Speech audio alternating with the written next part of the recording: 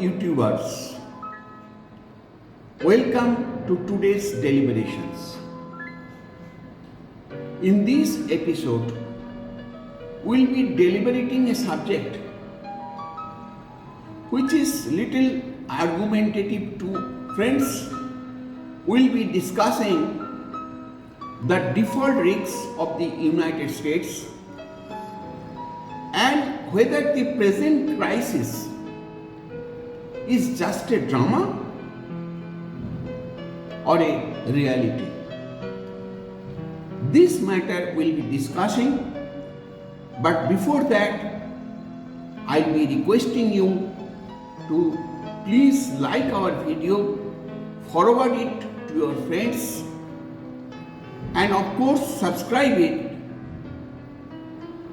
Please note that this video is not only for the informations of the common people, but will be helping too much to the students, professors, teachers to know whole about this subject, that is default risks of USA, which is now a major deliberations from all quarters. Friends, in this episode, we'll discuss what is this default? What are the risks involved in the default? Who are the participants in the discussions and negotiations? And what is expected? And if there is a default, what will be its impact? Not only in the economy of USA, but also the economy of all emerging economies. Hence, please give me little time and have some patience to understand the whole issue. Friends, many emerging economies are concerned about the potential impact on their own financial stability, including India. Today, we will explore the reasons why some believe the United States will never allow its country to default and why last-minute settlements may be on the way. So, let us discuss it. Friends, history has shown that the US has faced similar situations in the past and has always managed to avert a default. This fact alone leads many to believe that the current crisis is nothing more than political theater. Now friends, let us discuss the exact issue. The issue about the increase of debt ceiling of the United States. The present debt ceiling of the United States is 28.9 trillion US dollar. Repeat the figure, 28.9 trillion US dollar. The differences regarding the debt ceiling arise from political debates and negotiations on whether to raise or suspend the limit. That is, whether to raise the limit from 28.9 to different level, 30, 35, 40, whatever it may be, or to keep the limit 28.9. This is the issue. Now, let us discuss little about the US Constitution. What US Constitution says? According to the US Constitutions, the ultimate authority to fix the debt in the United States lies with the Congress. As per the US Constitution, specifically in Article 1, Section 8, Congress has the power to borrow money on behalf of the United States and to regulate the nation's finances. This authority includes setting the debt limit or debt ceiling, which determines the maximum amount of debt the government can accumulate. This is their constitution. And what is the limit today? $28.9 trillion. Question is whether they can increase this limit, and if they have to increase the limit, then who will ultimately decide? As I have already explained, it is the US Congress. Now, who are in the negotiations? Let us see who are the negotiations. In the negotiations regarding the increase of the debt limit, I find around 5 set of people are involved. First, the President of US. The President of the United States plays a significant role in these negotiations, representing the executive branch and providing guidance and leadership on fiscal matters. But ultimate decision lies with the Congress. President is just a signatory. Second person, congressional leaders. Third set of people are members of the Congress who will ultimately decide. Fourth, Treasury Department. And fifth, Budget and Finance Committee. These are the 5 set of people.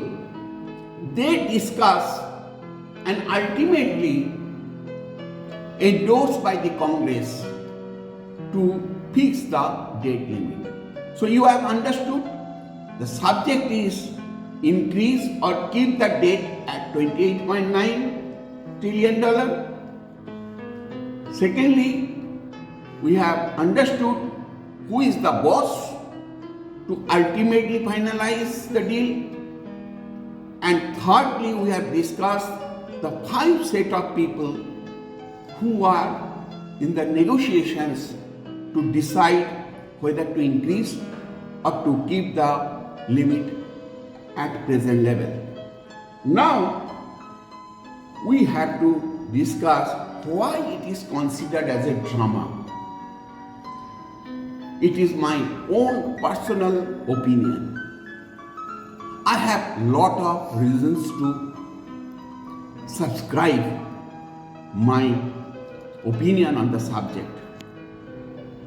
First, you must know the United States has a well-established reputation as a global economic powerhouse, and you know they have a GDP of around USD $24 trillion, and they enjoy the highest rating of the Fitch and the global rating agencies. Highest rating means AAA, AAA. And defaulting on its debts, understand, would have severe consequences not only in US but also in all emerging countries. Mind that most of the foreign exchange reserves of the various countries are kept with the US Fed Reserve or US government bonds. And you know who are the major countries? They keep their excess foreign exchange with US Fed or US Treasury bonds or US bonds. China, Japan, UK, Switzerland, and of course our great country India. So friends, all these dollar money, petrodollar money of the West Asian countries, maximum are kept with US. So if US has a default signal, you can understand its repercussions and its impact on the overall economy. Now I'll explain that this information is also known to the US government. The US government understands the gravity of the situation and has historically taken steps to avoid default. This situation was also faced in 2011, but they averted this default.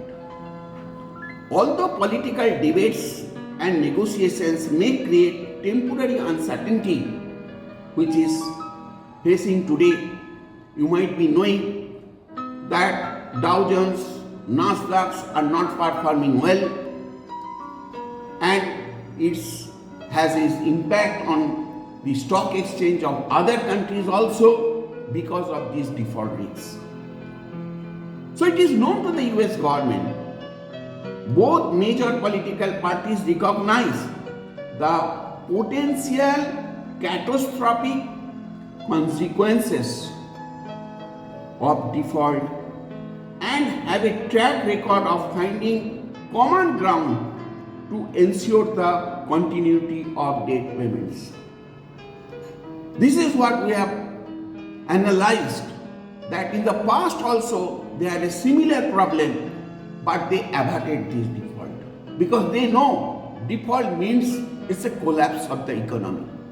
Now friends, you will all agree that it is essential to acknowledge that these last minute settlements, while often seen as dramatic, are part of the democratic process.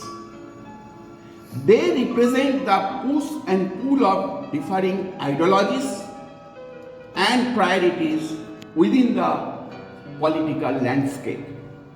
However, despite the drama, the US government has consistently prioritized the stability of its financial system, making default an unlikely outcome. Friends, while emerging economies like India, China, various other countries may be concerned about the default risks, it is crucial to note that the global financial system has mechanisms in place to mitigate potential contagion effects. International institutions such as the IMF, central banks collaborate to ensure stability in times of crisis. These organizations like World Banks, IMF, central banks of various countries have the capacity to provide liquidity and support to countries facing financial turmoil. But according to me, these are not going to happen, and a smooth financial system will continue as it is. Furthermore, the interconnectedness of the global economy means that the emerging economies and the United States share mutual interest in avoiding a default scenario. The US is a major consumer of goods and services from these economies, and any disruption in US economy would have ripple effects worldwide. In conclusion, the default risks facing the United States may appear dramatic, but historical precedent and the incentives of all stakeholders suggest that a default is highly unlikely. Highly unlikely. The US government has consistently demonstrated its commitment to honoring its debt obligations, and the global financial system has mechanisms in place to contain and manage potential crises.